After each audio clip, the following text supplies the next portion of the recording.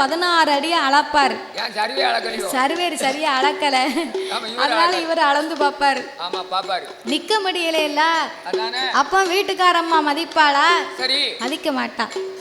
அதனால கணவன் சொல்லை மனைவி கேட்கணும், மனைவி சொல்லை கணவன் கேட்கணும். வீட்டுக்குள்ள போயிட்டாலும் பரவாயில்ல, வீட்டுக்கிட்ட போவான் சுருண்டு முத்தத்துல படுத்துக்கிடுவான். இல்ல வீட்டுல போக முடிஞ்சதானே, முத்தத்துல படுத்த உடனே அங்க ஒரு நாய் நிக்கும், நாய் வந்து ஒண்ணா படுத்துக்கிடும். அப்ப சொல்லும் நாய், சொல்லுமா அவர்கிட்ட என்ன சொல்லு தெரியுமா? நீ தூர எந்திரிச்சு போயிரு, பக்கத்துல வீட்டுக்காரி வந்தான்னு சொன்னா என்னத்தான் முத பேசுவா. ஏன் பேசுவான்னு கேட்டா, ஏன் நாய குடிகார நாய, வீட்டுக்கு குடிகார நாய நீ உள்ள வந்து படுத்தானே அப்படின்னு என்னத்தான் பேசுவா. அதனால நீ எந்திரிச்சு போய் சொல்லுமா, அந்த மாதிரி போதை இவ்வளவு வேலை செய்யும். சரி, அப்போ நாகராஜனும் நாகக்கண்ணையும் அது போல அல்லாமல் சரி ஒருவர் சொல்லை ஒருவர் கேட்டு ரொம்ப ஒற்றுமையாகவே வாழ்ந்து வருகிறார்கள்.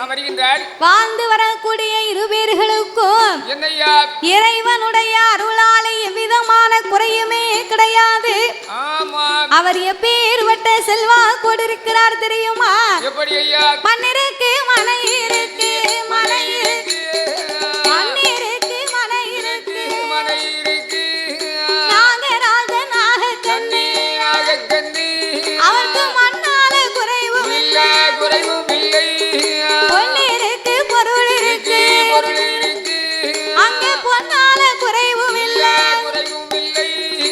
ஆடு இருக்கு, மாடு இருக்கு, மாடு இருக்கு, அங்கே மாடு இருக்கு. அடுக்கு வந்த வீடு இருக்கு, வீடு இருக்கு, அங்கே அடுக்கு வந்த வீடு இருக்கு.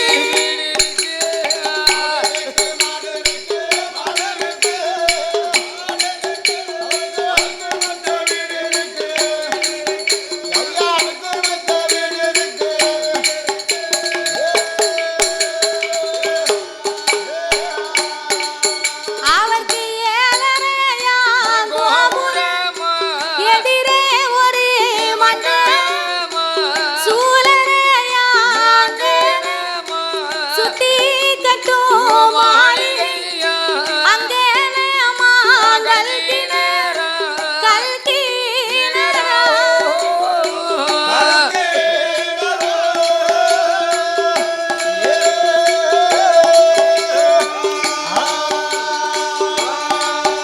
அவருக்கு அடுக்கடுக்கா மேடைகள், மேடைகளா.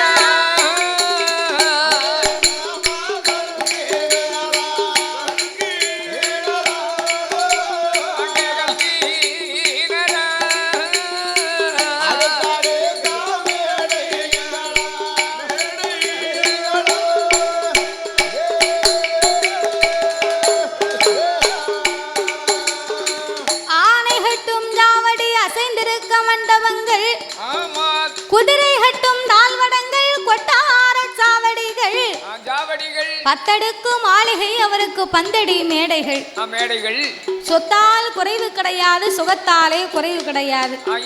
மண்ணும் மனை இருக்கு, பொன்னும் பொருள் இருக்கு, பொக்கிஷங்கள் நிறைந்திருக்கு. பால் பவுசு பாக்கியங்கள், நஞ்சை புஞ்சை காணிகாட்சி நிலம், என்னென்ன வேணுமோ அத்தனை செல்வாக்குமே நிறைந்திருந்தாலும் ஒரு மனிதனுக்கு செல்வங்கள் 16 என்று சொல்லுவார்கள். அந்த 16 செல்வத்திலேயுமே வாய் திறந்து பேசக்கூடிய செல்வம் ஒரே ஒரு செல்வம் தான். நம்ம பீரோவில் நிறைய வீடு நிறைய பணம் காசு நோட்டு வைத்திருந்தாலும் அந்த பணம் வந்து நம்மள அம்மா அப்பான்னு கூப்பிடுமா? கூப்பிடாது, ஒருபோதும் கூப்பிடாது. கழுத்து நிறைய தங்க ஆபரணம் வாங்கி போட்டிருக்கோம், அந்த ஆபரணம் வந்து நம்மள அம்மா அப்பான்னு கூப்பிடுமா? கூப்பிடாது. மண்ணு மனை வாங்கி போட்டிருக்கோம், அந்த நிலம் வந்து நம்மள அம்மா அப்பான்னு கூப்பிடுமா? கூப்பிடாது. வாய் திறந்து அன்போடு பண்போடு ஆசையோடு அம்மா அப்பா என்று அழைக்க வேண்டுமானால் செல்வத்திலே சிறந்த செல்வம் அதுதான் பிள்ளை செல்வம் இருக்காங்க. சொத்துக்கெல்லாம் பெரிய சொத்து அதுதான் குழந்தை சொத்து. கனியிலே சிறந்த கனி அதுதான் பிள்ளை கனி என்பார்கள்.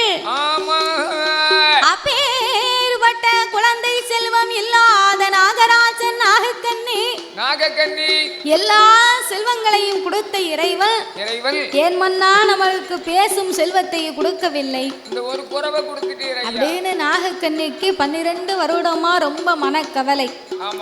அதாவது அந்த காலத்திலே பிள்ளைகளை பெற்று எடுத்தாங்கன்னா 10 பிள்ளைகளை பெற்று வளர்த்து ஆளாக்கனா அந்த பிள்ளைகள் அப்பாவை பார்த்து கேட்குமா, எங்களெல்லாம் பெத்து வளர்த்துருக்கேன் அப்பா, எங்களுக்குன்னு என்னத்தை சேர்த்து வச்சிருக்க?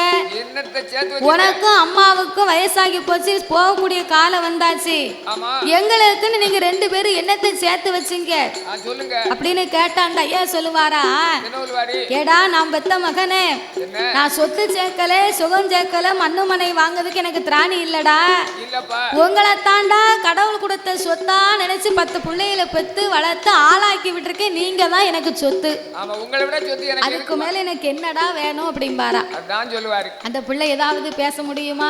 சந்தோஷப்பட்டு அப்பாவை போய் கட்டி சேர்த்து அணைச்சு பாசம் உள்ள அப்பா ஒரு சில பேர் கட்டி பிடிப்பான், இப்பேற்பட்ட வார்த்தையை நீங்க சொல்லிட்டு அப்படியே கட்டி சேர்ந்து பிடிச்சிக்குவான். அந்த காலத்துல பிள்ளையத்தான் பெரிய சொத்தா நினைச்சாங்க. 5 10 20 21 வரைக்கும் பெற்று எடுத்தாங்க. ரொம்ப லட்சண கதையா இருக்கும். ஆனா இப்போ அப்படியா? இப்போ அப்படி கிடையாது. இப்போ 1க்கு 2 ஓவத்திரியத்துக்கு 3. அதான் நாம் இருவர் நமக்கு இருவர்னு ஆகி போச்சு. அது ஒரு காலத்துல சொன்னாங்க நாம் இருவர் நமக்கு இருவர்னு, பிறகு சொன்னாங்க நாம் இருவர் நமக்கு ஒருவர்னு சொன்னாங்க. நம்ம வரக்கூடிய காலத்துல நாம் இருவர் நமக்கு ஏன் இன்னொருவர்னு வரப்போகுது. எல்லாரும் சும்மா தான் இருக்காங்க. ஏன்னா உலகம் அப்படி கலி உலகம் மாறிக்கொண்டே இருக்கிறது. பிறகு அப்போ இந்த நாகராஜனுக்கும் நாகக்கண்ணிக்கும் இப்பேறுபட்ட குழந்தை செல்வம் இல்லைன்னு 2 பேருக்கும் ரொம்ப கவலை. நாகராஜனை அழைத்த நாகக்கண்ணி அவள் மனக்கவலை தாங்க முடியாமல் தன் கணவனிடத்திலே என்ன சொல்கிறாள் தெரியுமா?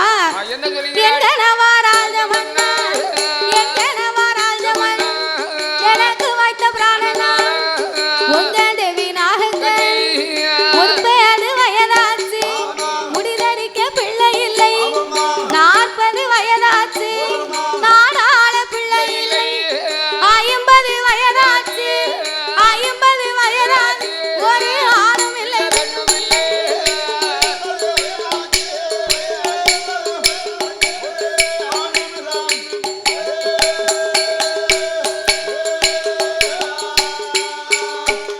மன்னா பிள்ளை இல்ல வாசலுக்கு பிச்சை கூட வாங்கமா, அதலை இல்ல வாசலுக்கு மாநிலத்தார் வரமா, குழந்தை இல்ல வாசலுக்கு குடும்பத்தார் வரமா, பட்டியலிலே சாதம் போட்டால் வாரி உண்ண பிள்ளை இல்லை, இலையடியில சாதம் போட்டால் எடுத்து உண்ண மதலை இல்லை, கும்பாவில சாதம் போட்டால் கும்பாவில சாதம் போட்டால் நான் கூடி உண்ண பிள்ளை இல்லை.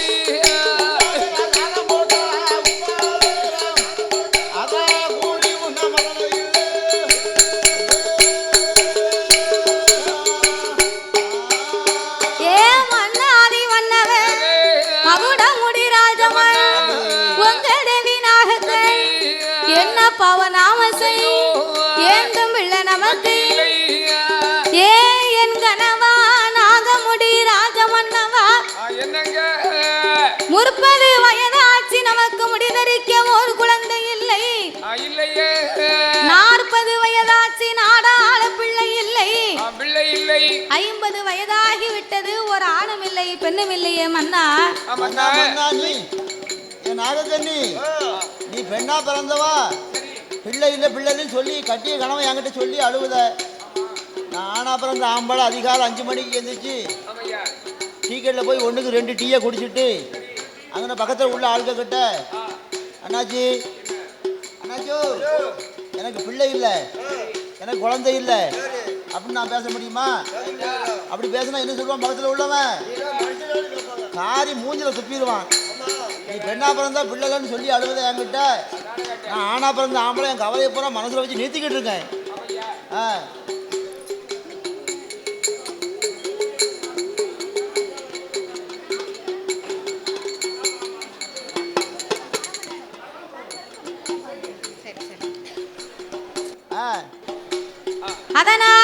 மன்னா நாகராஜா, பிள்ளை இல்லாத வாசலுக்கு பெரியோர் வரமாட்டார்கள், பிச்சை வாங்க மாட்டார். ஏன் தெரியுமா? பிள்ளை இல்லாத வீட்டில் பிச்சை வாங்கி சாப்பிட்டா அவங்களுக்கு அன்னதோஷம் பிடிக்குமா? ஏன் அப்படி அன்னதோஷம்? எனக்கு பிடிக்கும். அன்னதோஷம் பிடிக்குமோ? ஆமா. ஊருக்கட்ட மனுந்தேன். என்ன இல்லாத வீட்டில் புருஷன் பொண்டாட்டி தான் நல்ல சோறு, நல்ல திக்கா பொங்கி சோத்த பொங்கி நல்ல குழம்பு இல்லை திக்கா மனமா வச்சுப்பாங்க. நல்லா சாப்பிடலாம ஊருக்கட்ட பிச்சைக்காரன் பிச்சை வாங்க மாட்டேங்கான். அதாவது உன்னைய மாதிரி ருசி கண்டவரா இருந்தா பிள்ளை இல்லாத வீட்டுல போய் சாப்பிடுவாரு. ஆமா, நான் ருசியா இருந்தா. ஏன்னா ஆச்சி ஐயரும் சாப்பிட்டு மிச்சம் நல்லா இருக்கும். ஆமா, பிள்ளை இருக்க வீட்டுல மிச்சம் இருக்குமா, டேஸ்ட் இருக்குமா? இருக்காது இருக்காது. என்னத்தையாவது வச்சு சாப்பிடுவாங்க. ஆமா. அப்போ பிள்ளை இல்லாத வாசலுக்கு பெரியவர் வரமாட்டார், பிச்சை வாங்க மாட்டார் மன்னவா. ஆமாம்மா. அப்படி என்று அந்த நாகக்கன்னி வெண்கொடி, நாகக்கன்னி வெண்கொடி கண்ணீரம் வடிப்பாள், கவலை கொண்டு இருப்பாள். உங்க தேவி நாகக்கன் என்ன பாவநாம செய் எந்தரத்து பெண்களே, 7 பிள்ளை தாயார் தந்தரத்து பெண்களே, தலப்புள்ள சூழிய பக்கத்து வீட்டுக்கார் 10 பிள்ளை வச்சடு, அடுத்த வீட்டுக்காரிய 6 பிள்ளை வச்சடு, குடிக்க கஞ்சி இல்லாதவா குருணி பிள்ளை வச்செடுத்தா, படுக்க பாய் இல்லாதவா 10 பிள்ளை வச்செடுத்தா. ஏ மன்னா, என் தரத்து பெண்கள் எல்லாமே இன்னைக்கு 7 பிள்ளைக்கு தாயாகி இருக்கிறார்கள். ஏன்னா எனக்கு வயசு 50 வயசாகுது. 50 வயசாச்சு, எனக்கு 55 வயசாச்சு. பக்கத்து வீட்டுக்காரி 10 பிள்ளை வச்செடுத்து 10 பிள்ளைக்கு தாயாகி இருக்கிறார். அவங்க வீட்டுல குடிப்பதற்கு கூட நல்ல சொம்பு கிடையாது. அப்படி கஷ்டப்பட்டவங்க வீட்டுல ஆண்டவே குருணி பிள்ளை அவங்களுக்கு செல்வமா அள்ளி கொடுத்திருக்கிறார். 8. ஆமா. அப்போ வீட்டுல படுத்து தூங்குறதுக்கு கூட நீட்டி முடக்க நல்ல வீடு கிடையாது. அவங்க வீட்டுல பார்த்தா 6 பிள்ளை இருக்கு. ஆனா இறைவன் எனக்கு எல்லா செல்வத்தையும் ஏகமா கொடுத்து விட்டு ஏந்தும் குழந்தை இல்லாத குறைய மட்டும் எனக்கு கொடுத்துட்டாரு. நான் தாங்கரைக்கு போனா அண்ணா வாராம் மலடி என்கிறார். குளத்தாங்கரைக்கு போனா என்னை குழந்தை இல்லாதவள் என்று பேசுகிறாள் மன்னவா. நான் அதனால உங்க தேவியாகப்பட்ட நான் நாகக்கண்ணி எனக்கு மழை பெய்த முச்சேத்தியில மழை பெய்த முச்சேத்தியில எனக்கு மண்ணலைய மதலை இல்லை, மண்ணலைந்த கையால அம்மா மடி பிடிக்க மைந்தர் இல்லை, நிறகுடத்து தண்ணீர் இல்லை, நின்றகப்ப பிள்ளை இல்லை, உரகுடத்து தண்ணீர் இல்லை, மண்ணா கோரி வைக்க கொள்ள இல்லை, நான் கறிக்கரைக்கும் தேங்காயிலே மண்ணா தேங்காயிலே கையேந்த பிள்ளை இல்லை, எம்மான கையேந்த பிள்ளை இல்லை.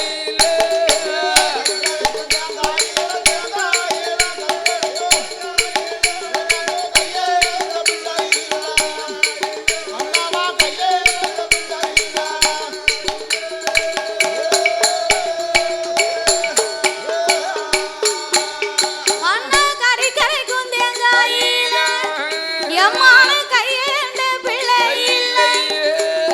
நான் உங்க தேவி நாகக்கண்ணி எனக்கு வெள்ளரிக்கா தோட்டத்தில் மண்ண விளையாட பிள்ளை இல்லை, கத்தரிக்கா தோட்டத்தில் பாவிக்கு காய் பறிக்க குழந்தை இல்லை, பூசணிக்கா தோட்டத்தில் பூசணிக்கா தோட்டத்தில் ஒரு பூ பறிக்க பிள்ளை இல்லை.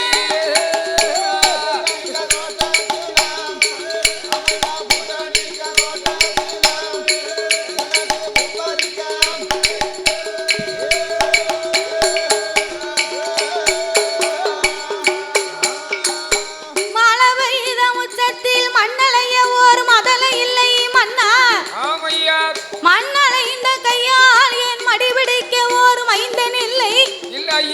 மழை மேய்ஞ்சி கிடந்தா நம்ம வீட்டு சின்ன பிள்ளை இருந்தா என்ன செய்வா? உடனே மழை தண்ணிக்குள்ள போய் விளையாடணும் சொல்லி நம்ம வீட்டு பிள்ளையும் பக்கத்து வீட்டு பிள்ளையும் சேர்ந்து மண்ணுல உட்கார்ந்து விளையாடுவா. அப்ப விளையாடும் போது சும்மா இருக்குமா? பக்கத்து வீட்டுக்கார பிள்ளை இவன் தலையில மண்ணள்ளி போடுவா. அவன் இவன் தலையில போட, இவன் அவன் தலையில மண்ணள்ளி போட. சின்ன பிள்ளைங்களுக்கு இது ஒரு விளையாட்டு. விளையாண்டு முடிச்சு வீட்டுக்கு வந்தா பிள்ளை ஆள அடையாளமே தெரிய மாட்டான். தலையில, முகத்துல, காத்துல, மூக்குல, வாயில மண்ணை திங்கவும் செஞ்சிருப்பான்.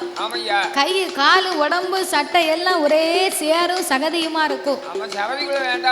இந்த அம்மா வீட்டுல இருந்தா கூட ஒரு கிழிஞ்ச சேலை கட்டி இருந்தாலும் அந்த சேலை கிழிஞ்ச சேலைன்னு கூட பார்க்க மாட்டா.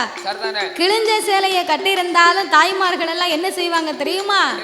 அது 5000 இருந்தாலும் சரி, 1000 இருந்தாலும் சரி, 10,000 ரூபாயா இருந்தாலும் சரி, 150 ரூபாய்க்கு எடுத்து கட்டினாலும் சரி, அந்த சேலை அழுக்காக கூடாதுன்னு கீழே உட்காரும் போது இந்த முந்திய மட்டும் எடுத்துட்டு தான் கீழே உட்காருவாங்க.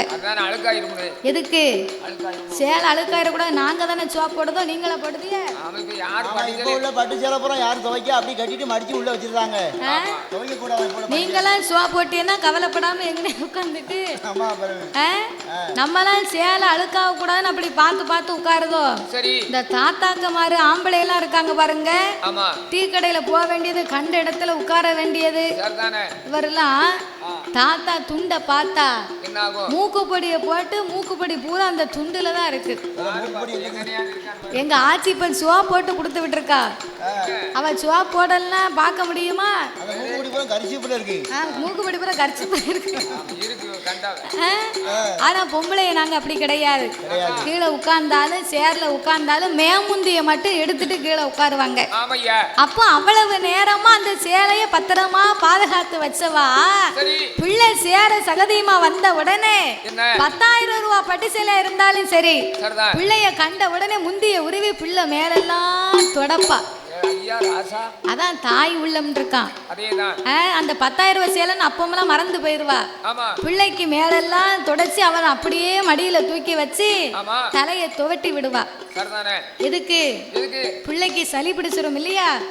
நீ மண்ணுக்குள்ள போய் விளையாடலாமா? ஒரு காய்ச்சல் வந்தா உன்னால தாங்க முடியுமாப்பா அப்படின்னு அந்த அம்மா உடனே மடியில தூக்கி வச்சு அந்த பிள்ளைய தலையெல்லாம் துவட்டி அதுக்கு பிறகு அந்த பிள்ளைய குளிக்க ஊத்துவா. அதான் காக்கைக்கும் தன் குஞ்சு பொன் குஞ்சுன்னு சொல்லுவாங்க. எவ்வளவுதான் அழுக்கா இருந்தாலும் தூர போட்டுருவாளா? சொல்ல மாட்டாங்க. பிறகு அப்போ மழை பெய்த முச்சத்திலே மண்ணளைய பிள்ளை இல்லை, மண்ணளைந்த கையால என் மடிபிடிக்க ஒரு மைண்டன் இல்லையே மன்னா அப்படின்னா. அது மட்டுமா? நரகுடத்து தண்ணீரில் நின்றளம்ப ஒரு குழந்தை இல்லை, குறகுடத்து தண்ணீரில் கோரி வைக்க ஒரு குழந்தை இல்லையே மன்னவா.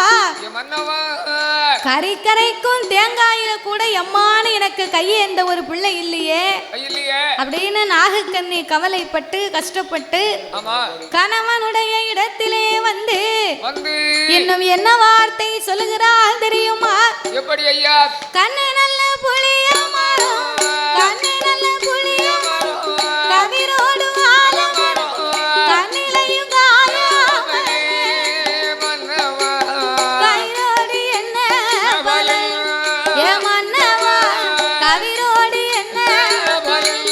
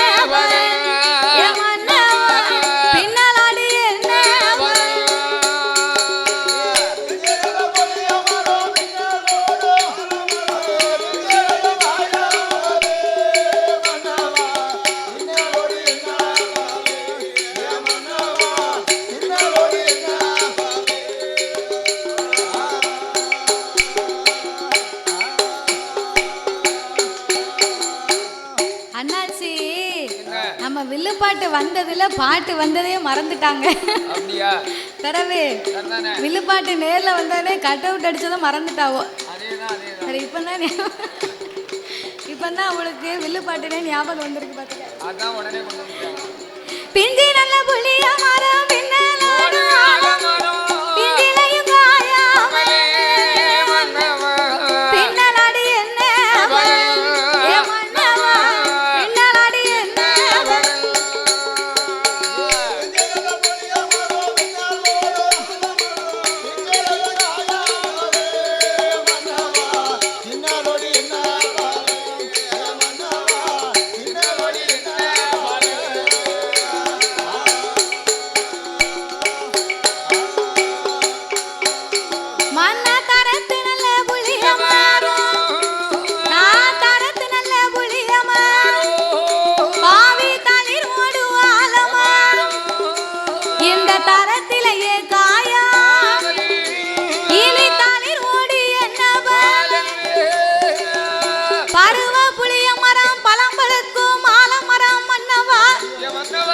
இந்த பருவத்திலே காயாமல் பழம் பழுத்து என்ன பலன் இருக்கு?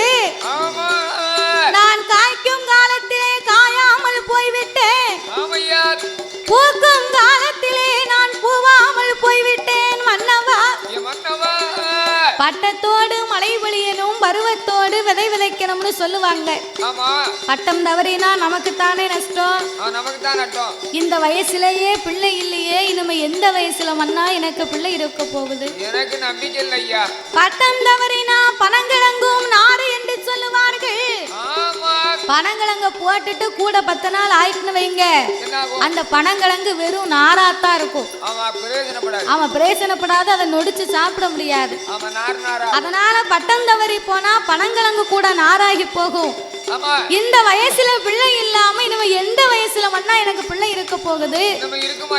70 வயசு 60 வயசுல பிள்ளைய பச்சு எடுத்தா வளர்க்க முடியுமா? வளர்க்க முடியாது. அந்த பிள்ளைய வளர்க்கணும்னா ஒரு ஆள் தான் போடணும். எதுக்கு? இந்த பாட்டி கட்டில இருப்பான், பிள்ளை தொட்டில இருக்கும். வளர்க்க முடியுமா? வளர்க்க முடியாது.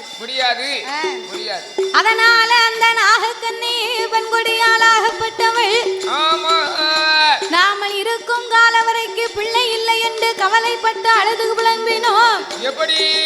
நாளை பின்ன நம்ம செத்து மடிந்து மாண்டு மரணமாகி போயிட்டோம்னா செத்ததுக்கு பின்னாலே நமக்கென்று காரியம் செய்வதற்கு நம்ம வச்ச திருமகன் நமக்கு வேணும் இல்லையா? அப்படி தான் பெற்ற திருமகன் நமக்கு இல்லை என்று சொன்னால் செத்ததுக்கு பிறகு இதே போராட்டம் தானே நமக்கு இருக்கும். அப்படியே மாண்டு மடிந்தோமையானா பிள்ளை இல்லாமல் மாண்டால் எப்பேற்பட்ட போராட்டம் வரும் தெரியுமா? எப்படி? மன்னா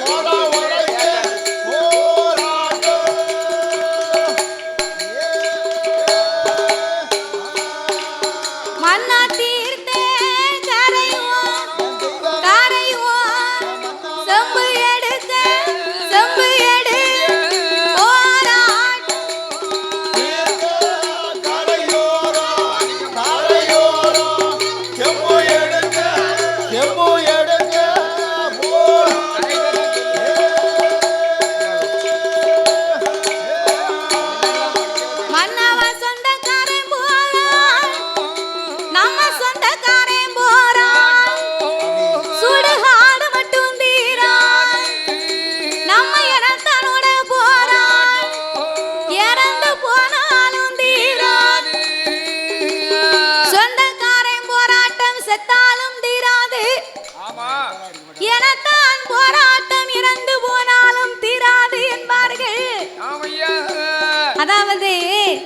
நம்ம செத்ததுக்கு பிறகு நமக்குன்னு பிள்ளை இருந்தா அவக்குன்னு வந்து உதவி பண்ணுவா.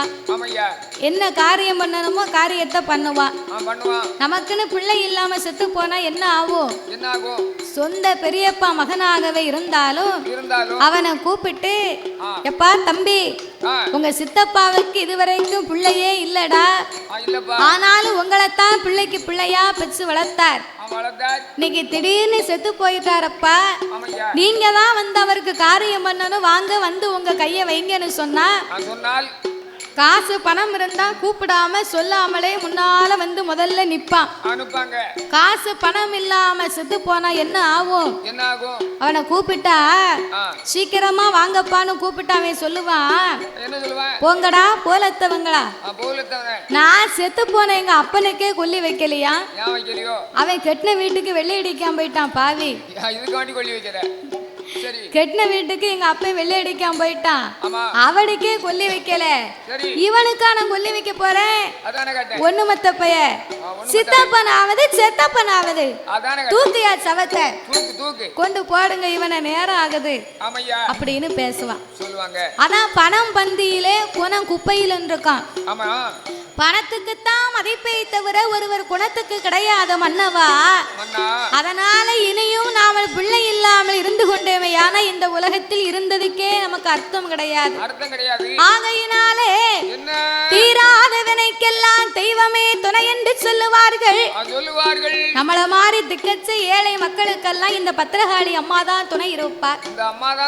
அதனாலே நாம பிள்ளை இல்லாத கஷ்டங்கள் கவலைகளை தீர்க்கணுமானா ஆண்டவனை எண்ணினாமல் தவம் இருக்க வேணும் என்று அவர்கள் எப்படி தவம் இருக்க வருகிறார்கள்? வெள்ளி சமா தலைமொழிகி, வெள்ளி சமா தலைமொழிகி, வெள்ளி சமா தலைமொழிகி, தலைமொழிகி, தலைமொழிகி, அங்கே விரதம் அது இருந்து வார, அங்கே விரதம் அது இருந்து வார,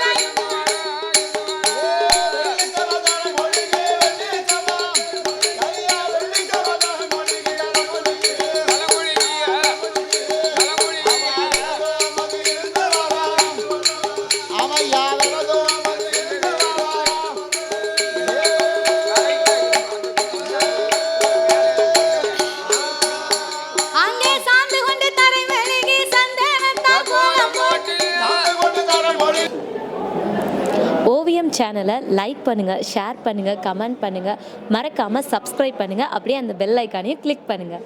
தேங்க்யூ ஃபார் வாட்சிங்.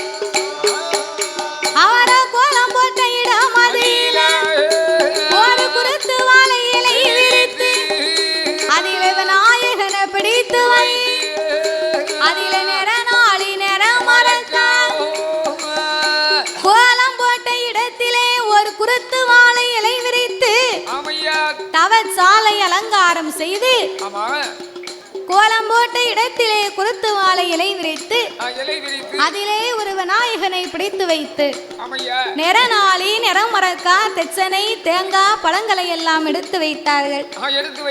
ஆல குளியமைத்த 1000 முழம் கம்பத்தை நாட்டி கம்பத்திற்கு மேலே தகுந்த தவ பொருட்களை எடுத்து வைத்து கடைசியாகவே கோழி முட்டை வைத்து ஒரு குண்டு ஊசியை நாட்டினார்கள். கோழி முட்டைக்கு மேல ஒரு குண்டு ஊசி எப்படி நிக்கும்? அதுதான் கோழி முட்டைக்குள்ள ஒரு கரு இருக்கு. கரு இருக்கு. ஆமா, கரு இருந்தால் ஆமா கருவில உருவாகும். நம்ம செய்யக்கூடிய தவத்தால உருவாகும். அந்த ஊசியானது ஆமா கருவினால் உருவாக நிக்கும். நிக்கும் இதுதான் விதி. அந்த கரு அந்த முட்டைக்கு மேல, கோழி முட்டைக்கு மேல ஒரு குண்டு ஊசி நிக்கணும் என்று சொன்னா, அதே மாதிரி தேங்காயில ஒன்று ஊசியை உண்ணணும் வை, நிக்காது, அது தண்ணி கிடைக்கும். பிறகு அதனால முட்டையில வந்து ஊசியை ஊனி இருக்காது. அப்போ தாத்தா சொன்ன மாதிரி தவமாகப்பட்டது இருந்தா, கரு இருந்தா தான் உரு ஏறும். அந்த கோழி முட்டைக்கு மேல் இந்த குண்டு ஊசி நிக்க வேண்டுமானால் 5 எழுத்து மந்திரமாகப்பட்ட ஓம் நமச்சிவாயம் என்ற நாமத்தை சொல்லியே ஊன்றி வைத்தான். அப்ப ஊன்றி வைக்க நாகராஜனும் நாகக்கண்ணியும் மந்திரத்தை இந்திரன் தந்த நீர், சந்திரன் தந்த நீர், சிவபெருமானுடைய நீர். நீர்னா என்னது? தண்ணீர் நினைக்க கூடாது, திருநீர். என் பெருமான் தந்த நீர் அப்படின்னு 5 பேர மந்திரத்தை சொன்னா அப்படியே உச்சரிக்கும்.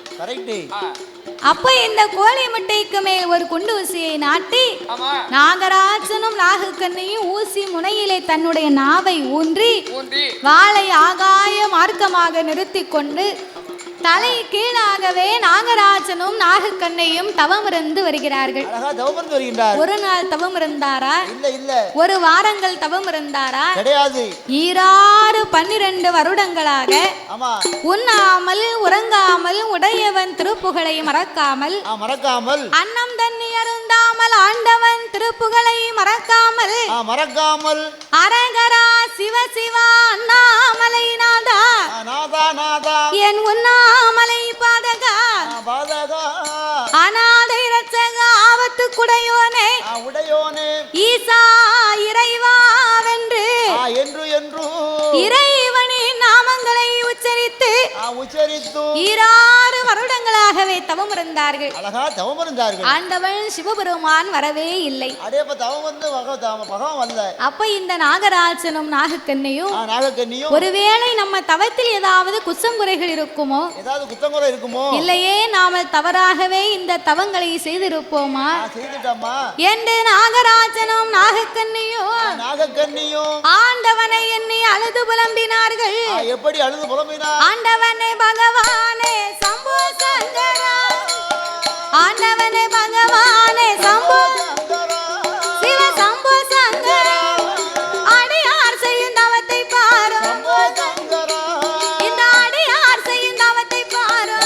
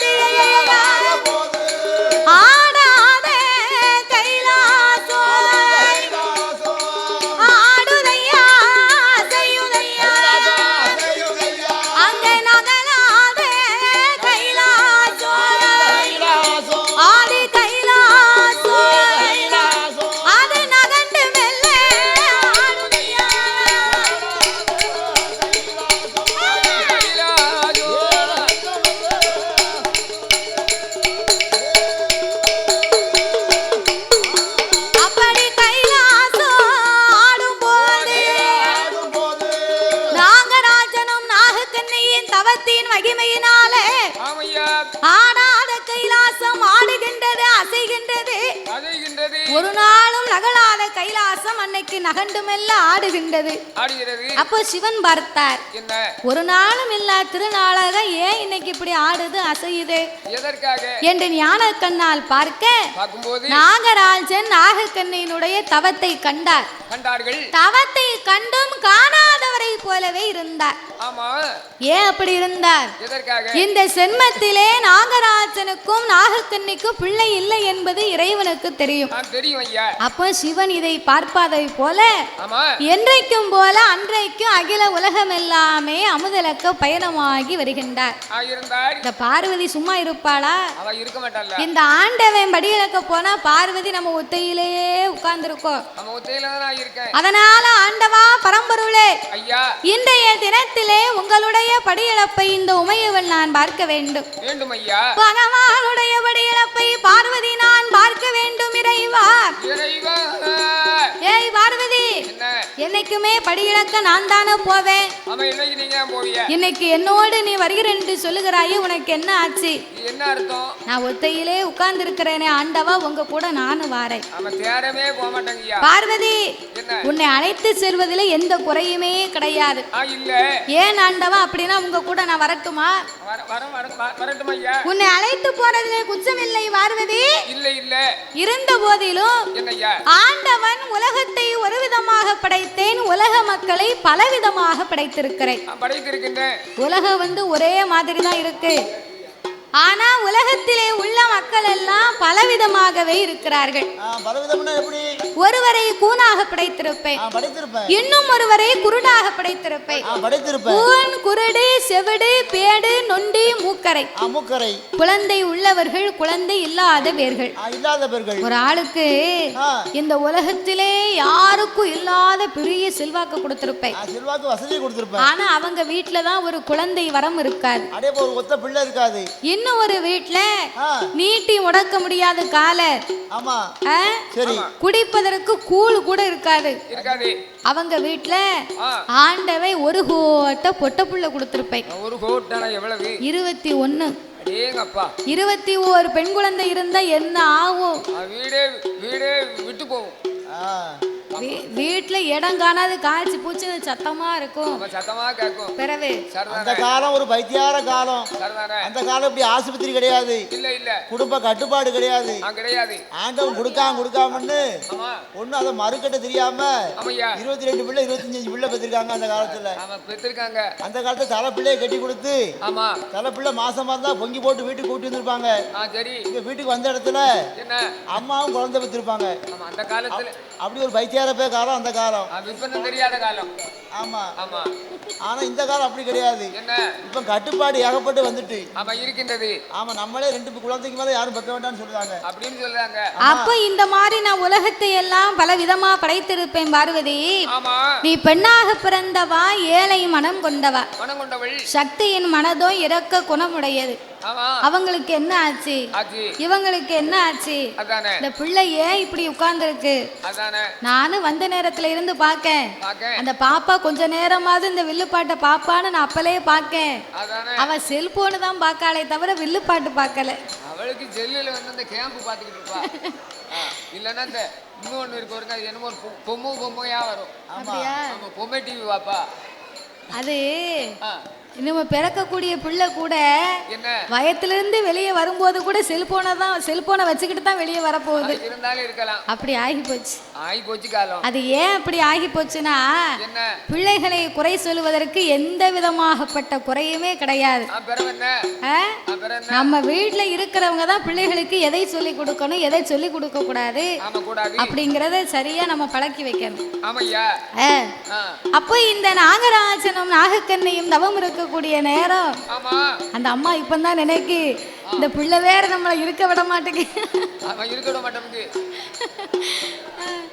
அப்ப இந்த நாகராஜனும் நாகக்கண்ணையும் தவம் இருக்கக்கூடிய நேரத்தில் ஆண்டவனாகிய சிவபெருமானிடத்தில் பார்வதி கண்டிப்பாக நானும் உங்களோடு வருகிறேன் என்று சொல்ல சொன்னபோது அப்ப சிவன் சொன்னார், நான் எவ்வளவோ சொல்லி என் பேச்ச நீ கேட்க மாட்டுக்க, அதை மீறி என் கூட நீ வரணும்னு ஆசைப்பட்டா என்ன பார்வதி நீ எனக்கு ஒரு சத்தியம் பண்ணி கொடுக்கணும். என்ன சத்தியம்? சிவனோடு வரும்போது படியிழந்து முடிக்கிறது வரைக்கும் வாயை திறக்க மாட்டேன், மறுவார்த்தை பேச மாட்டேன் என்று உங்க அண்ணன் இருக்காரே கோபால கண்ணே, அவர் மேல சத்தியம் பண்ணி கொடுத்தா என் கூட நீ வா அப்படின்னு சொன்ன உடனே பார்வதி பார்த்தா, இவ்வளவுதானா?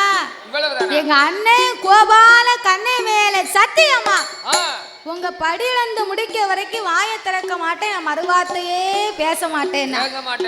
அண்ணம்ன உடனே அவளுக்கு லேசா போச்சு. கண்ணனை பத்தி பார்வதிக்கு தெரியாது இல்லையா? அப்ப இந்த கண்ணன் மீது ஆணையிட்டு கொடுத்து விட்டு பகவானும் பார்வதா தேவியுமாக அவர்கள் எப்படி படியிழக்க வருகிறார் தெரியுமா? நாளை நல்ல தினையே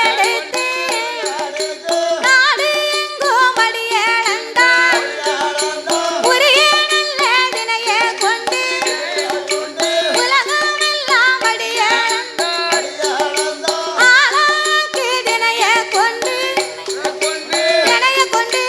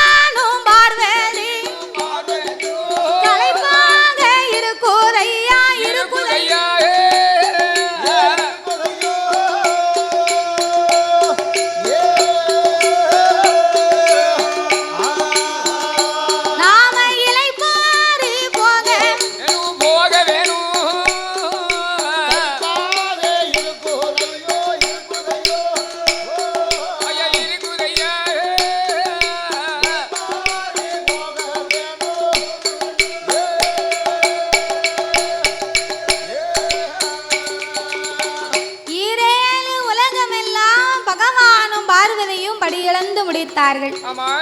கல்லில் வாழ் தேரை முதல் கற்ப சிசு உயிர் வரைக்கும் முட்டைக்குள் உருவாகும் குஞ்சுக்கும் மாங்கொட்டைக்குள் இருக்கும் வண்டுக்கும் எவ்வுயிரும் தப்பாமல் இறையிழந்து முடிக்க பார்வதிக்கு நடந்து வந்த களைப்பு. களைப்பாக இருக்குது ஆண்டவா, கொஞ்ச நேரம் நம்ம இளைப்பாரி விட்டு கைலாசத்துக்கு போவோம் என்று கண்ணை கட்டிய தூரத்திலே ஆல விருச்சகத்தை கண்டு அதன் பக்கத்திலே போய் அமர்ந்து கொண்டா பார்வதி. சிவனும் பார்வதியோடு அமர்ந்திருக்க அந்த ஆலமரத்தை சுத்தி 10-50 ஆடு மாடுகள் மேய்ந்து கொண்டே இருக்கிறது. அப்ப இந்த ஆடு மாடு மேய்ந்து கொண்டிருக்க பார்வதி சுத்தி முத்தி பார்த்தா மரத்துக்கு மேல கட்டு கட்டு கட்டுன்னு சத்தமும் கேக்கு. அப்ப என்னடா இப்படி சத்தமா கேட்க அப்படின்னு அவ ஏறிட்டு பார்த்தா பாருங்க, மரத்துக்கு மேல ஒரு சின்னஞ்சிறிய பாலகை, ஒரு 10 வயசு இருக்கும், அண்ணா பேண்ட் போட்டிருக்காரு பாருங்க ஒரு தம்பி, அவரை மாதிரி ஒரு 10 வயசு உள்ள பாலகை முனிகொப்புல உட்கார்ந்து அடிக்கொப்பையை வெட்டி கொண்டிருக்கிறான். முனிகொப்புல உட்கார்ந்து அடிக்கொப்பை வெட்டினா என்ன ஆகும்? நல்ல அடி உள்ள பையன். என்ன ஆகும்? என்ன ஆகும்? கொப்பு முறிஞ்சு கீழே வருவான். கொப்பு கீழே வரும்போது அவனும் கீழே வந்துருவான். அது கொப்பு வர்றதுக்கு முன்னால இவன் சீக்கிரமே வந்துருவான். அடி கொப்புல உட்கார்ந்து முனிகொப்பை வெட்டினா கொப்பு வரும், இவன் கீழே இறங்கி வரலாம். அப்படித்தான் கேள்விப்பட்டிருக்கேன். அடிக்கொப்புல இருந்து முனிகொப்பை வெட்டுவாங்க. முனிகொப்புல உட்கார்ந்து அடிக்கொப்பை வெட்டினா 2 பேரும் சேர்ந்து விழுந்துருவாங்க. அவன் இவன் புத்தி இல்லாத பாலகை, அறிவில்லாத பிள்ளை, விவரம் தெரியாம முனிகொப்புல உட்கார்ந்து அடிக்கொப்பை வெட்டிக்கிட்டு இருக்கான். பார்வதி பார்த்தா, ஐயோ சின்னஞ்சிறிய பாலகை மேலிருந்து இப்படி தவறான முறையில எல்லாம் வெட்டிக்கிட்டு இருக்கா. இவன் கீழே விழுந்தா பெத்தவளுக்கு பிள்ளையா போய் சேர மாட்டா. தரையிலே விழுந்தா இவன் தவிடுபடியாகிருவா. பிறண்டு விழுந்தா இவனை பெட்டி வச்சு தான் பிறக்கணும். அதனால ஆண்டவனை கூப்பிட்டு உடனே இந்த பாலகனை இப்பமே காப்பாற்ற சொல்லணும். ஆண்டவா பரம்பொருளே, அதோ பாருங்க முனிக்கொப்பிலே உட்கார்ந்து பாலகன் அடிக்கொப்பை வெட்டி கொண்டிருக்கிறான் ஐயா. அவன் கீழே விழுந்தா பிழைத்து பாட்டா செத்து போவா. நீங்க போய் உடனே காப்பாத்துங்க, உயிரை கொடுங்க. பார்வதி என் கூட வரும்போது நீ என்ன சொல்லி வந்த? என்ன சொன்னேன்? என்ன சொன்ன? நான் வாய் பேச மாட்டேன்னு சொன்னேன் உங்ககிட்ட. இப்போ வாயை வச்சுக்கிட்டு நீ சும்மா இருக்கியா? அதாவது நான் சொன்னது உங்களுக்கு ஞாபகம் இருக்கா?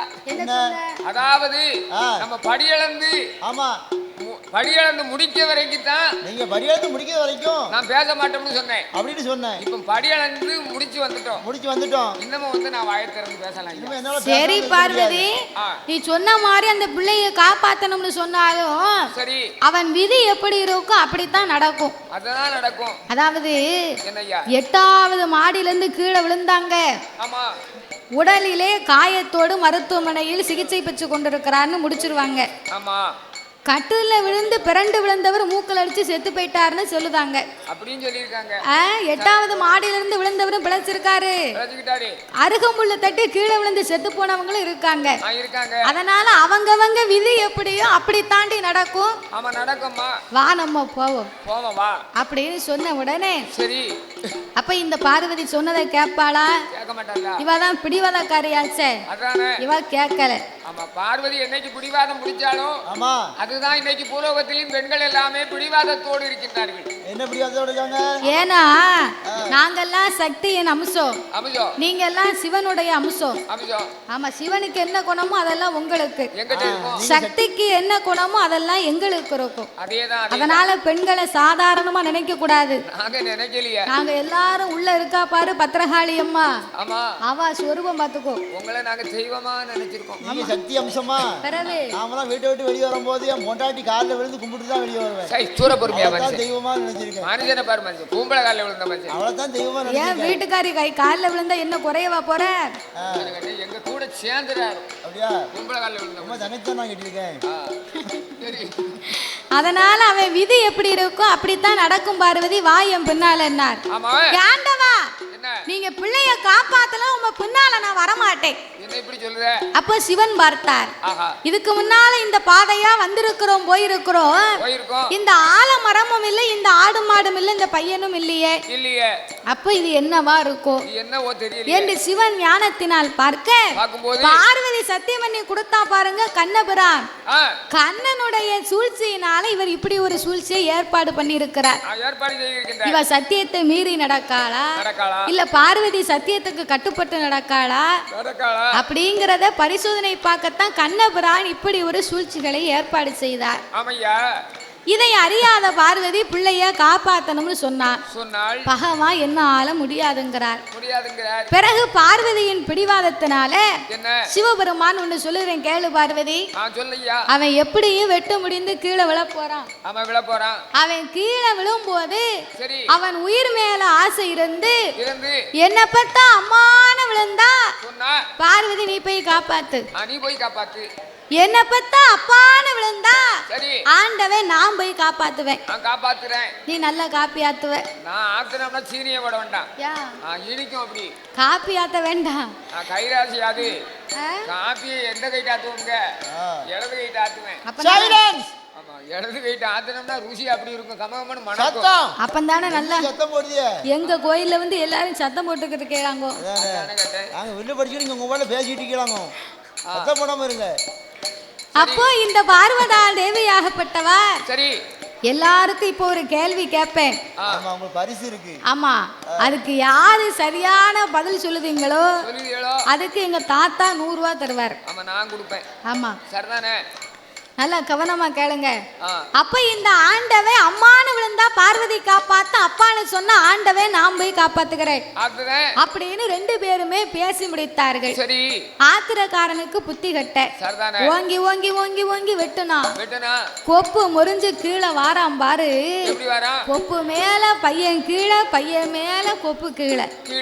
அவன் கரணம் போட்டு வரும்போது ஏ பாவி, உயிர் மேல ஆசை இருந்து என்ன பத்தா அம்மான்னு சொல்லலாம், இல்ல என்ன பத்தா அப்பான்னு சொல்லிருக்கலாம். தாயே காளியம்மானா அவளாவது போய் காப்பாத்திருப்பா. அம்மாவென்றும் சொல்லவில்லை, அப்பாவென்றும் சொல்லவில்லை. அப்ப என்னதான் சொல்லிருப்பான்? இல்ல வாங்க வாங்க சொல்லுவாங்க. இல்ல வாங்க ஒரு 500 ரூபாய் கையில் எடுத்து வாங்க. இல்ல தப்பு தப்பு. அண்ணாச்சி வேகமா வராங்க. சொல்லுங்க அண்ணாச்சி. அவ ஏன் இவ்வளவு வேகமா வராங்கன்னா பதிலையும் சொல்லிட்டு 500 ரூபாயை கொடுத்துட்டு போலாம்னு வராங்க. அப்ப 500 ரூபாய் கொடுங்க. அப்படி கண்டுபிடிச்சிட்டாங்க. அந்த ஐயா சொன்னதான் கரெக்ட். இல்ல இந்த அம்மாவை இப்ப கரெக்டா கண்டுபிடிச்சிட்டாங்க. நீங்க சொன்னது கரெக்ட். சரி சரி சரி. ரெண்டு பேருமே கரெக்டா சொல்லிட்டாங்க. சரிதான். அவங்க எங்க காத்துக்கிட்ட சொன்னாங்க உங்களுக்கு ஏதாவது தெரியுமா? தெரியாதா? அப்போ உங்களுக்கு 100 ரூபாய் இல்ல. ஏன் கிடையாது? நீ கொடு. நீங்களா சொன்னா நாங்க 100 ரூபாய் தருவோம். சரி. நாங்களா சொன்னா நீங்க தான் எங்களுக்கு ரூபா தரணும். தரணும். எப்படி வசதி? அதான் கேட்டேன். சரி. அம்மா வேண்டும் சொல்லவில்லை, அப்பா வேண்டும் சொல்லவில்லை. ஆமையா. அப்ப என்ன சொன்னாங்க தெரியுமா? எப்படி? நான் செத்தேன். வாக்குச்சனியும் போக்கல செத்தேம்னு விழுந்தான், செத்து போனாண்டி. உன்னை சொல்லி குத்தம் இல்லை, என்ன சொல்லி குத்தம் இல்லை கிடையாது. அவனுக்கு விதி அவ்வளவுதான். விதி முடிஞ்சது. வா நம்ம போவோம். அதான் பெரியவங்க சொல்லுவாங்க, அவன் அவன் வாழ்க்கை அவன் அவன் வாயில் இருக்கான். ரோடா போடுவாங்க. அவன் அவன் வாழ்க்கை அவன் அவன் வாயிலன்னா நல்லதை பேசணும், நல்லதை நினைக்கணும். நம்ம மனதினுடைய எண்ணங்கள் எப்படி இருக்கிறதோ இறைவன் நமக்கு அப்படித்தான் வாழ்க்கையை கொடுப்பார். நம்ம நடந்து போகும்போது கல்லு தட்டி கீழே விழுந்தாலும் மூச்சு போகல. நடந்து போகும்போது கல்லை தட்டி கீழே விழுந்தாலும் ஈவார் குறைமலை. ஆமா, இப்போ நம்ம ரோட்ல நடந்து போறோம்னா சரி, நடந்து போகும்போது திட்டிட்டு காலில் லேசா ஒரு கல் தட்டிடும். சரி, அப்போ கல் தட்டும் போது நம்ம என்ன சொல்லணும்? அம்மா கல் தட்டிட்டு அப்படிங்கணும். அதானே கேட்டேன். கல் தட்டின உடனே சரி அப்ப கல் தட்டினா செத்த அப்படிங்க கூடாது, சொல்லக்கூடாது. அதான் கிடைக்கும். கீழே படகுன்னு குப்புறம் செத்து போவோம். பிறகு அம்மான்னு சொல்லிட்டோம்னா அந்த கல் தட்டின வலி அப்படியே குறைஞ்சி போகும். அதுதான் அவன் வாழ்க்கை வாயில இருக்கான். நம்ம எந்த வார்த்தை சொன்னாலும் அந்த வார்த்தை பலிக்குமா? நம்ம வாயிலிருந்து வரக்கூடிய வார்த்தை அடுத்தவர்களை சபிக்கிற வார்த்தையாக இருக்கக்கூடாது. அடுத்தவர்களை ஆசீர்வதிக்கக்கூடிய வார்த்தையா, வாழ்த்துக்கள் சொல்லக்கூடிய வார்த்தையாக மட்டும்தான் இருக்கணுமா? அதனால நம்மளுடைய வாயினால யாரையும் எவரையும் சபிக்க கூடாதுன்னு சொல்லுவாங்க. அவன் செத்தேம்னு விழுந்தான், செத்து போனான். பார்வதி என் பேச்சு நீ கேட்டியா? வா நம்ம போவோம்னார். சரி, ஆண்டவன் சிவபெருமான் வந்து கண்ணன் செய்த சூழ்ச்சி என்று தெரிந்து பாலகனை காப்பாற்றவில்லை. பார்வதாதேவிக்கு இது கண்ணனுடைய லீலை என்று தெரியாம இவ பேசி கொண்டிருந்தா பகவான் மேல கோவப்பட்டா. அப்ப கடவுளை பற்றி கண்ணனுக்கு தான் தெரியும், கண்ணனை பத்தி கடவுளுக்கு தான் தெரியுமா? அதான் கண்ணன் இல்லாத கதையும் கிடையாது, கண்ணன் இல்லையானால் அது கதையும் கிடையாது. கதைக்கு கதாநாயகனே அந்த கண்ணன் தான். பெருமாள் கண்ணன் வந்தா தான் எப்பேற்பட்ட கதையா இருந்தாலும் முடியும். ஆமா, அவர் தான் உலகத்திலே பெரிய வக்கீல். உலகத்திலே பெரிய வக்கீல் யாருன்னு அவர் தான். ஆமா, எப்பேற்பட்ட கேஸா இருந்தாலும் கண்ணன் வந்தா டான் டான் உடைஞ்சிரும். உடனே முடிச்சிட்டு வர கண்ணன் இருந்தா தான் கதையே நிறைவாகும். ஆமா, அப்பேற்பட்ட கண்ணனுடைய சூழ்ச்சிகளை கடந்து பகவானும் பார்வதா தேவியுமாக கைலாசத்திற்கு போவோம் என்று நாகலோக வழியாக நடந்து மெல்ல வாரார். வருகிற வேளையில் பார்த்தால பார்வதி நாகராஜனாக கண்ணி தவம் இருந்து வாரார். ஆண்டவா பரம்பொருளே, நாகங்கள் இரண்டும் இப்படி கம்பத்துக்கு மேல தவம் இருக்கிறாங்களே, இவங்களுக்கு என்ன ஆச்சு? பார்வதி, 2 பேருக்குமே 12 வருடமா பிள்ளை இல்லை. அதனால பகவான் என்னை நினைத்து 12 வருடமா தவம் இருக்கிறார்கள் அப்படின்னு சொன்ன உடனே அப்படி நான் உனக்கு வாங்கி தரேன். அதனால கவலைப்பட வேண்டாம். அதனால அம்மா பார்வதி பகவானாகப்பட்ட என்னை நினைத்து தவம் இருக்கிறாரடி. உனக்கு என்ன வந்திருக்கு? ஆண்டவா, என்ன மாதிரி ஒரு பெண்ணும் தவம் இருக்கா, நான் பார்த்துட்டு போக முடியுமா? பிள்ளை இல்லாம தவம் இருந்தா இப்பமே நீங்க பிள்ளை வரத்தை கொடுங்க. பிள்ளை வரம்னா என்ன சும்மாவா? சாதாரணப்பட்டு நினைச்சியா? என்ன சக்கா புக்கா வியாபாரமா? அதானே. இல்ல மார்க்கெட்ல விற்க மாங்காயா? இல்ல கடையில விற்க கத்திரிக்காவா காய்க்கிற வாங்கி கொடுக்கிறதுக்கு? அப்படியெல்லாம் கிடையாது. கிடையாது. அவங்க போன ஜென்ம பாவ புண்ணிய கணக்குப்படி பார்த்தா தான் பிள்ளை இருக்கா பிள்ளை இல்லையான்னு என்னால சொல்ல முடியும்டி. இவங்களுக்கு பிள்ளை கொடுக்க முடியுமா முடியாதான்னு சொல்ல முடியும். சத்தியத்தை மீறி நடக்காத பேசாம என் பின்னால வா. வாயை மூடிட்டு வா. அவங்களுக்கு பிள்ளை வரம் கொடுக்க வேண்டுமானா இப்பொழுதே அவங்க சாதக பலனை பாருங்க. பாருங்க. அப்படின்னு உடனே பார்வதியின் பிடிவாதத்தினால சீராக கணக்கெழுதக்கூடிய சித்திரபுத்திர நயினாரை வரவழைத்தார்கள். சித்திரபுத்திர நயினார் யாரு? அவர் யாரு? அவர்தான் கைலாசத்து கணக்க பிள்ளை. ஓ, அவர்தான் கைலாச கணக்கு பிள்ளை. நாம செய்யக்கூடிய பாவமோ புண்ணியமோ ஆமா தர்மமோ தர்மமோ அவர்தான் தங்க ஏட்ல எழுதிக்கிட்டே இருப்பாரு. நல்லது செஞ்சா நல்ல கணக்கு, கெட்டது செஞ்சா தீமை செஞ்சா தீமை கணக்கு. அப்போ நம்ம நினைக்கும் 4 செவத்துக்குள்ள நம்ம யாருக்கும் தெரியாம தூக்கிட்டு வந்துட்டோம், யாரும் நம்மள பார்க்கல, அவளை பேசணும் அவ கேட்கல அப்படின்னு நம்ம தான் நினைக்கும். நினைச்சுக்க வேண்டியதான். அந்த கூரைக்கு மேல உட்கார்ந்து ஒருத்தன் எழுதிக்கிட்டே இருப்பாரு. ஆமா, நம்ம என்னென்ன செய்தோமோ அதாவது மனிதனுடைய கண்ணுக்கு மறைந்து விடலாம், தெய்வத்துடைய கண்ணுக்கு மறைய முடியுமா? ஒரு காலம் மறக்க முடியாது. நம்ம மனசாட்சிக்கு மறைக்க முடியுமா? அதை கடவுளை விடுங்க, நம்ம மனசாட்சிக்கு நம்ம செய்த தவிர யாராலையும் மறக்க முடியுமா? முடியாது. உலகத்துல நம்ம நினைக்கும் நம்ம எவ்வளவுதான் நெருக்கமா பழகினாலும் அவனை பத்தி எனக்கு தெரியும், அவளை பத்தி எனக்கு மட்டும்தான் நல்லா தெரியும். கிடையவே கிடையாது. அவரவர்களை பத்தி அவரவர்களுக்கு மட்டும்தான் தெரியும். என்ன பத்தி எனக்கு தான் தெரியும். சாகங்கால வரைக்கும் அவரவர்களுக்கு அவர்களுக்கு மட்டும்தான் தெரியும். ஆமா. நான் எத்தனை குடும்பத்தை கெடுத்தோம்னு எனக்கு தான் தெரியும். உனக்கு தெரியுமா? உன்ன ஊருக்குள்ள ரொம்ப யோக்கியம்னு பேசுவாங்க. நான் வெளியே நான் பெரிய யோக்கியம் அப்படிம்பேன். நான் செஞ்சது எனக்கு தான் தெரியும். பிறகு அதனால உங்க கணக்கும் அங்கதான் இருக்கு, என் கணக்கும் அங்கதான் இருக்கு, இந்த குடத்துக்காரு கணக்கும் அங்கதான் இருக்கு. என் கணக்கு எங்க ஊர் டீ கடையில இருக்கு 4450 ரூபாய். டீ கடையில இருக்கா? ஆமா. என்ன கணக்கு? டீ கணக்கு. பாக்கியா? அவன் சாயந்தரம் 3 மணி ஆயிட்டுனா அந்த டீ கடையில முட்டை போண்டா போடுவாரு. நான் போய் 4 முட்டை போண்டா சாப்பிட்டுட்டு அண்ணாச்சி நீங்க கணக்கு எழுதிக்கோங்க அப்படின்ட்டு வந்துருவேன். இப்ப 4450 ரூபாய் இருக்கு டீ கடையில. 4 முட்டை போண்டாவை தின்னுட்டு 4450 ரூபாய் டீ கடையில பாக்கி வச்சிருக்காராம். இப்ப அந்த பக்கம் போக மாட்டேன். இப்ப மேக்க ஒரு கடை திறந்துருக்காங்க. அவன் குடிய கெடுக்க. ஆமா, அங்க போந்தா ஒரு 250 ரூபாய் கடை வச்சிருக்கேன். அங்கேயும் ஒரு 5000 ரூபாய் கடை வச்சுட்டு ஊரை காலி பண்ணி வெளியூர் போலாம்னு இருக்கு. அப்ப உன்ன மாதிரி உன்னை நம்பி ஒரு 4 பேர் கடை வச்சாங்கன்னா நல்லா இருப்பாங்க. அந்த கணக்கு இல்ல தாத்தா, நம்மளுடைய பாவ புண்ணிய கணக்கு. அப்ப சீராக கணக்கெழுதும் சித்திரபுத்திர நயினாரை வரவழைத்து பார்க்க அந்த கணக்கிலே நாகராஜனும் நாகக்கன்னியோ போன ஒரு சன்மத்தில்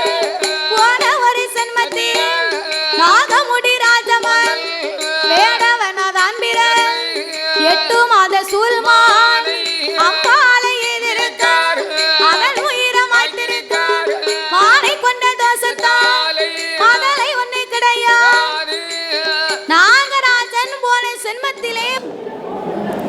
ஓவியம் சேனலை லைக் பண்ணுங்கள், ஷேர் பண்ணுங்கள், கமெண்ட் பண்ணுங்கள், மறக்காமல் சப்ஸ்கிரைப் பண்ணுங்கள், அப்படியே அந்த பெல் ஐக்கானையும் கிளிக் பண்ணுங்கள். தேங்க்யூ ஃபார் வாட்சிங்.